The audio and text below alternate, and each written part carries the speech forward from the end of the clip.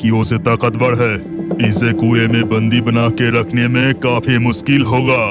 इसके बाद तांत्रिक मंत्र जपते ही उसके हाथ में एक गुड़हल का फूल प्रकट होता है। फिर गुड़हल का फूल विक्रम को देकर कहा, ये ले, ये जादुई जवा फूल उस कुएं में जाके डाल दे, जिससे वो चुड़ैल कुएं से जिंदगी भर निकल नहीं पाएगी। ठीक है बाबा, जैसी आपकी हुक्म। विक्रम गुड़हल का फूल हाथ में लेकर कुएं की ओर बढ़ने लगता है और कुछ दूर जाते ही विक्रम अचानक एक गुड़हल के पौधे के नीचे गिर जाता है और उसके हाथ का फूल जमीन पर गिरे बाकी फूलों के साथ मिल जाता है। अरे अरे, मैंने फिर से गड़बड़ कर दिया। बाबा के दिया हुआ फूल कहाँ गए? कौन सा वाला फूल था? नहीं नहीं नहीं, ये नहीं, ये नहीं, हाँ ये रहा। विक्रम उस पौधे के नीचे से किसी एक फूल को उठाए कुएं में जाकर डाल देता है। बाबा, आपने जैसे कहा मैंने ठीक वैसे ही किया। इस बार मैंने कोई गलती नहीं की है। ठीक है, वैसे भी तुझसे कोई काम ठीक से नहीं होता। अगर ये काम तू ठीक से किया तो इतना खुश होने की जरूरत नहीं। अब मेरे पास बैठ जा, जैसे मैं ध्यान कर रहा हूँ ठीक वैसे ही करना। तांत्रिक अपने चेले के साथ ध्यान में बैठता है। उधर चुड़ैल कुएं से निकलकर, वो तांत्रिक सोचा था मुझे इस कुएं में बंदी बना के रखेगा। मुझे इस गांव छोड़कर कहीं दूर चले जाना होगा, नहीं तो वो तांत्रिक फिर से मुझे पकड़ लेगा। अब मैं यहाँ से उड़कर किसी दूसरे गांव में चली जाती हूँ। ये कहते ही चुड़ैल हवा में उड़ जाती है और उड़ते हुए जब वो एक गांव के ऊपर से गुजर रही थी तब वो देखती है कि गौशाला में एक गाय और उसके 2 बछड़े आंगन में खेल रहे हैं। ये गाय तो काफी मोटा है और इस आंगन में कई बकरियां और मुर्गियां भी हैं, लेकिन मैं एक साथ सभी को नहीं खा पाऊंगी। मैं जाकर उस गाय के शरीर में घुस जाती हूँ। मैं हर रात एक एक करके सारे जानवरों को खा जाऊंगी। अरे तुम दोनों जल्दी आओ, दूध पी लो और भागदौड़ मत करो। मैं अब थोड़ा आराम करना चाहती हूँ। हमें थोड़ा और खेलना है, थोड़ी देर बाद आता हूँ। तभी वो चुड़ैल गौशाला की ओर उस गाय के पास जाती है। फिर चुड़ैल गाय के शरीर में घुस जाती है। तुम दोनों जल्दी मेरे पास आओ, जल्दी खाना खाओ और सो जाओ, मुझे बहुत काम है। लगता है माँ बहुत गुस्से में है, जल्दी चल। और गुस्से में माँ की आवाज भी बदल गया। हाँ, तो बिल्कुल सही कहा। जल्दी चल, दूध पी के सो जाते हैं। टुलू और भोलू गौशाला में जाकर दूध पीने लगते हैं। दूध पीने के बाद उनके माँ उनसे कहती है, अब जल्दी सो जा, मुझे बिल्कुल परेशान मत करना। गहरी रात में जब सब सो रहे होते हैं तब लक्ष्मी गाय गौशाला से निकलकर एक दानव जैसी गाय की भूत बन जाती है। फिर वो गाय की भूत वो मुर्गियों के पिंजरे में घुसकर एक जिंदा मुर्गी को चबा के खाने लगती है। अगले दिन सुबह होते ही जब रूमा गौशाला साफ करने जाती है तो देखती है कि उसकी लक्ष्मी गाय तब तक सो रही है। लक्ष्मी गाय, तू अभी तक सो रही है? बछड़े को दूध नहीं पिलाएगी? जल्दी उठ, दूध देने का समय हो गया।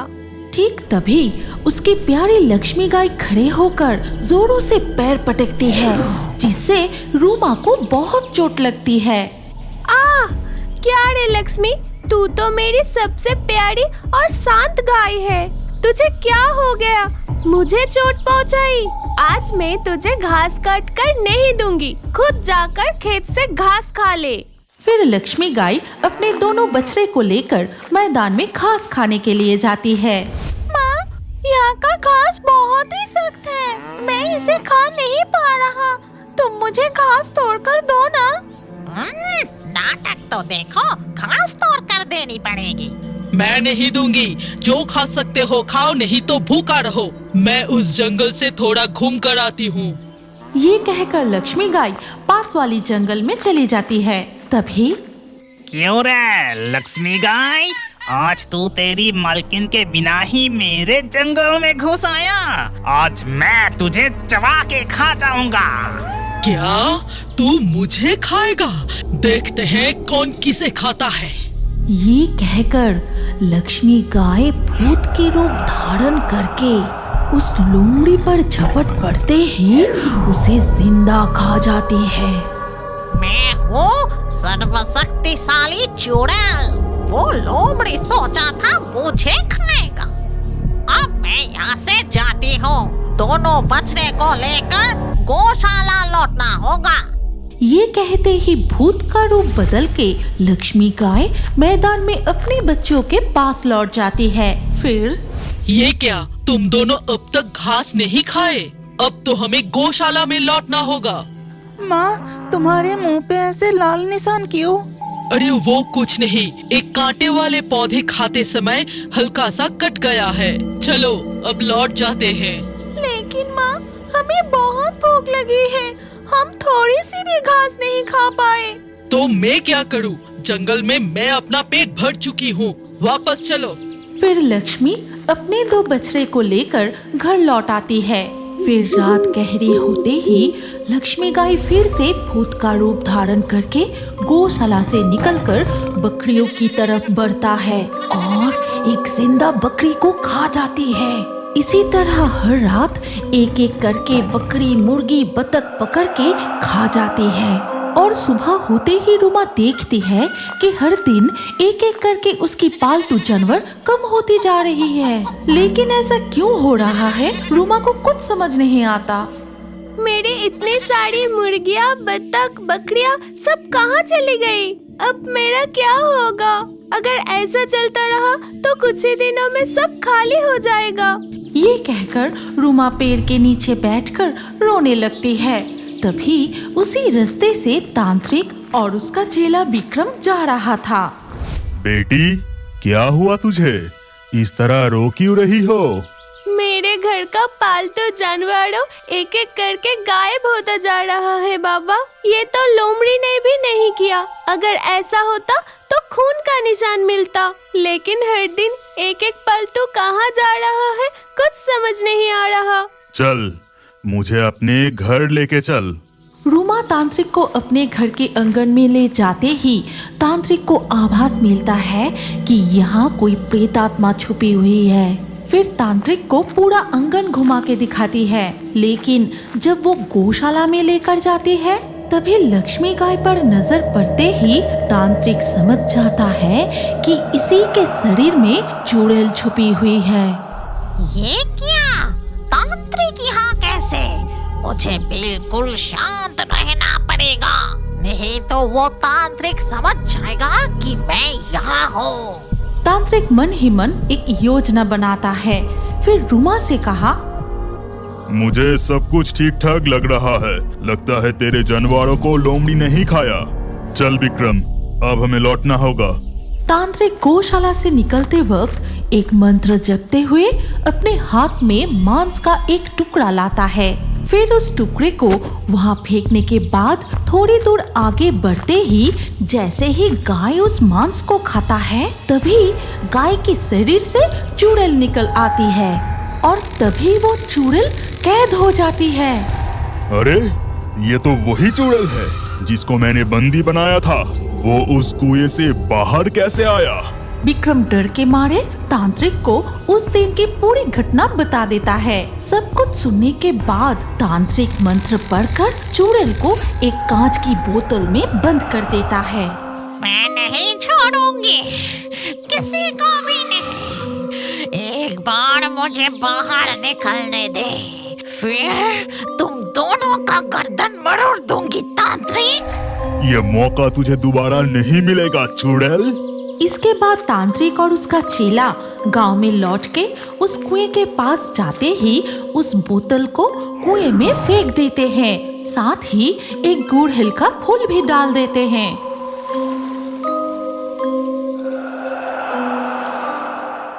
चुड़ैल अपने हाथ बढ़ा के जैसे ही गवाला की गला दबा के उसको मारने जाती है तभी वो गवाला देवादिदेव महादेव का रूप धारण करते हैं। तभी महादेव अपने त्रिशूल हाथ में लिए चुड़ैल की पीछा करने लगते हैं। कैलाशपुर गांव के अधिकतर लोग गवाला थे। उनका परिवार गाय का दूध से बनी मिठाई खीर बेचकर अपना दिन गुजारते थे। गौ माता की कृपा से इस गांव के सारे लोग खुशी से एक साथ रहते थे और इस गांव के सारे लोग भोलेनाथ की परम भक्त थे। और गांव के सामने ही था भोलेनाथ का एक बड़ा सा मंदिर। वहाँ हर रोज महादेव का पूजा किया जाता था। एक दिन सुबह, भाग्यवान, क्या कर रही हो? साइकिल में दूध खीर मिठाई सब कुछ बांध दो। सुबह की ट्रेन निकल जाएगा तो शहर पहुंचने में बहुत देर हो जाएगा। हाँ जी हाँ, मैंने सब कुछ ठीक तरह से दे दी है और अब तो मैं पूजा के लिए मंदिर जाऊंगी। हाँ सुनो, मैं रात को लौट के हम एक साथ बहुत सारे मिठाई बनाएंगे। शहर में हमारे गांव के मिठाई सभी बहुत पसंद कर रहे हैं। ठीक है, अब मैं चलता हूँ। राधे राधे राधे राधे। इस गांव के अधिकतर लोग सुबह की ट्रेन से शहर में जाके दूध से बनी मिठाई खीर दही बेचते थे और रात में शहर से लौट के फिर से मिठाइयाँ बनाते थे। ऐसे ही दिन बीतते गए, लेकिन एक दिन अचानक इस गांव के ऊपर एक चुड़ैल की नजर पड़ी। गांव के दक्षिणी दिशा में एक पेड़ पर बैठे वो चुड़ैल सबके ऊपर नजर रख रही थी। इस गांव की दूध दही मिठाई का बहुत नाम सुन रहा हूँ। फिर तो मुझे भी एक बार इस गांव के गायों की दूध चखना पड़ेगा। शमशान का सड़ा हुआ मांस खाते खाते मेरा मुंह सड़ गया है। अब मुझे पौष्टिक खाना चाहिए। अब मैं इस गायों की दूध पी के मन की प्यास बुझाऊंगी। चुड़ैल जो सोची वही की। रात गहरी होते ही वो चुड़ैल गांव के अंदर आई और सबसे पहले वो निताई की गौशाला में जाती है। उस वक्त निताई की 2 गाय सो रही थी। कितनी सुंदर मोटा ताजा गाय है। इसे देख के ही मेरी मुंह में पानी आ रहा है। लगता है दूध भी स्वादिष्ट होगा। मैं जी भर कर 2 गायों की दूध पीऊंगी। फिर वो चुड़ैल अपनी मुंह लगा के गायों की दूध पीने लगी। तभी वो 2 गाय जाग जाती है और चुड़ैल को देख डर के मारे जोर जोर से चीखने लगी। फिर पेट भर के दूध पीने के बाद वो चुड़ैल गौशाला से निकल के अपने पेड़ में वापस चली जाती है। और अगले दिन सुबह होते ही, आज ही सुनते हो, जल्दी गौशाला में चलिए।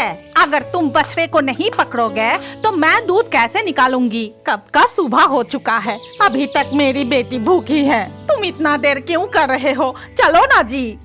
हाँ जी हाँ, चलो चलो चलो। फिर वो गायों के पास जाके दूध निकलने लगे, लेकिन अचानक उन्होंने देखा कि दूध नीला हो गया है।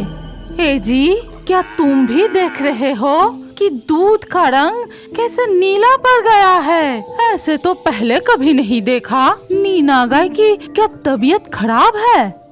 लगता है हमारे गाय घास के साथ कुछ खा गया है, इसलिए हो सकता है। तुम चिंता मत करो, कुछ नहीं होगा। जाओ, ये दूध उबाल के बेटी को पिला दो। माली ने दूध उबलने के बाद अपनी बेटी को पिलाते ही वो अचानक से बहुत रोने लगी और वो चुप करने की नाम ही नहीं ले रही थी। फिर वो देखते हैं गायों की पूरा शरीर में अजीब सा घाव निकल आई है। इसके वजह से दोनों ही गायें कमजोर पड़ गए हैं।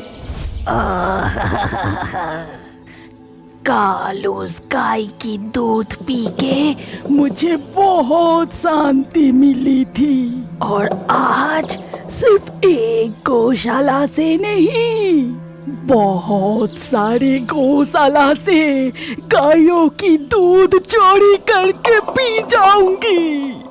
रात गहरी होते ही चुड़ैल फिर से गांव में आती है। फिर एक गौशाला से दूध पीने के बाद जाती है दूसरी गौशाला में। ऐसे ही वो हर एक गौशाला में जाके गायों की दूध पीने लगी। वो चुड़ैल जिस गायों की दूध पीती है वो सारी गाय अगले दिन से ही नीला दूध यानी जहरीली दूध देने लगी। और गायों की वो जहरीली दूध पीते ही गांव के सारे लोग बीमार पड़ गए, लेकिन वो कुछ समझ नहीं पाए। ये कैसे मुसीबत आ खड़ा है? आज तक ऐसी घटना कभी नहीं घटा है। हमारा गांव के गायों को ये कैसी बीमारी हो गई? सभी गाय एक साथ ऐसी नीला दूध क्यों दे रहा है? और उसी दूध पी के गाँव वालों का तबीयत भी खराब हो रहा है और गांव के कोई भी डॉक्टर इस बीमारी का इलाज भी नहीं कर पा रहा है। तू ठीक कहा रामू, ये दूध ही हमारा सहारा है। अगर गांव के सारे गाय ऐसे नीला दूध देंगे तो हमारा कारोबार तो डूब जाएगा। चलो एक काम करते हैं, सरपंच को बोल के शहर से कोई अच्छे डॉक्टर को बुलाने का इंतजाम करते हैं। शायद वही हमारे गायों को ठीक कर पाएंगे। ये कहते हुए वो सब वहाँ से चले गए, लेकिन पेड़ों की टहनी पर बैठे चुड़ैल उनके सारी बातें सुनती है। फिर कहती है,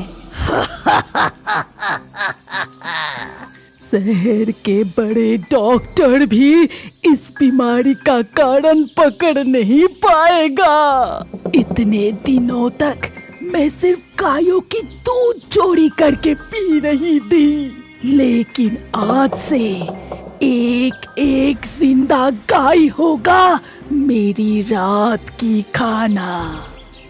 पहले तो मैं गाय की दूध पीऊंगी, फिर उसकी मांस चबा चबा के मेरी पेट भरूंगी। और वैसे ही रात होते ही चुड़ैल गांव में घुस के रामू के गौशाला से एक गाय चोरी करके ले जाती है और अपनी पेड़ में बैठे पैर झुलाते हुए गाय को चबा चबा के खाती रही। अगले दिन सुबह, जी आके जरा देखिए ना, हमारे नीना गाय गौशाला में नहीं है। नहीं है? ये क्या बोल रही हो? कहाँ गई? इसके बाद रामू गांव वालों के साथ नीना गाय को ढूंढने लगे। ढूंढते हुए वो चुड़ैल की पेड़ के नीचे आके देखा कि पेड़ के नीचे खून से भरा हुआ है और है बहुत सारे हड्डी। ये क्या? ये तो मेरा नीना गाय की घंटी है। उसको ऐसे भयंकर तरीके से किसने मारा? इस तरह से हर रात गांव से एक एक करके गाय गायब होने लगी और अगले दिन मिलता था सिर्फ हड्डी और खून। गांव वाले ये सब देख बहुत डर जाते हैं। ये सब क्या भूतिया घटना घट रही है? गांव में इससे पहले ऐसी घटना तो नहीं घटी। चलो हम सब मिलके गांव के शिव मंदिर में एक साथ पूजा करते हैं। सिर्फ वही है कि हमें इस संकट से बचा सके। इसके बाद सारे गांव वाले मिलके बड़े धूमधाम से भक्ति पूर्वक भोलेनाथ जी की पूजा करते हैं। पूजा के अंत में ही बहुत तेज तूफान और बारिश शुरू हो जाती है। अरे अचानक ऐसे तूफान और बारिश शुरू हो गई। लगता है भगवान हमारा सुनी है। हे भोलेनाथ, आप हमारे गांव को रक्षा कीजिए। आप ही बचा सकते हैं प्रभु। ये कहते हुए सभी अपने अपने घर लौट गए। फिर रात गहरी होते ही उस गांव में प्रकट हुए स्वयं देवादिदेव महादेव। इस गांव के लोग मेरा परम भक्त है।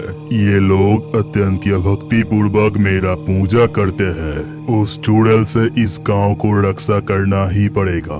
फिर महादेव एक गवाला की रूप धारण करके निताई की गौशाला में छुप जाते हैं और उसी रात चुड़ैल भी निताई की गौशाला से गाय चोरी करने आती है। जैसे ही चुड़ैल एक गाय चोरी करने जाती है, ठीक उसी वक्त गवाला चुड़ैल की हाथ पकड़ लेता है। फिर ये कौन है और इस वक्त गौशाला में क्या कर रहा है?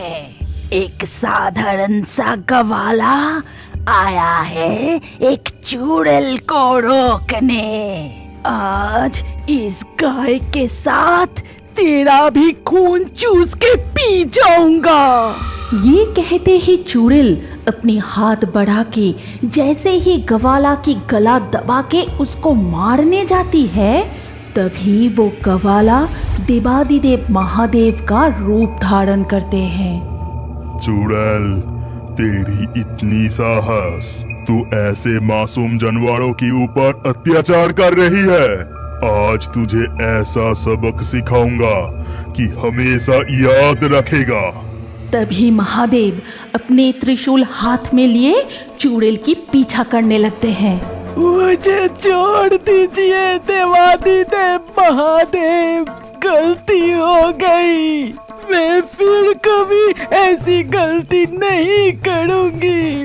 मैं फिर कभी इस गांव की आसपास भी नहीं भटकूंगी। वो चुड़ैल गांव से भाग के फिर से शमशान में चली जाती है। उसी रात महादेव निताई की सपने में आते हैं और कहते हैं, जागो निताई, आज से ये गांव सुरक्षित है। जाके देखो, गांव के सारे गाय ठीक हो गई है। और सुनो, इस गांव के सारे गायों की रक्षा मैं करूंगा। अगर किसी गाय का बछड़ा जन्म लिया तो उस गाय का पहला दूध मुझे अर्पण करना, और मेरा आशीर्वाद इस गांव के ऊपर हमेशा रहेगा।